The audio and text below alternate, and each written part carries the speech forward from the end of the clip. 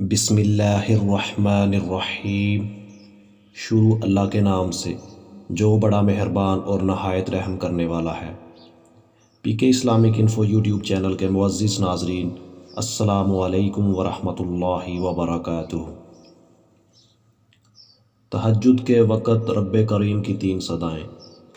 حضرت ابو ہریرہ رضی اللہ عنہ سے روایت ہے کہ رسول اللہ صلی اللہ علیہ وآلہ وسلم نے ارشاد فرمایا، جب رات کا تہائی حصہ رہ جاتا ہے تو اللہ تبارک و تعالی آسمان دنیا کی طرف نزول فرما کر ارشاد فرماتے ہیں،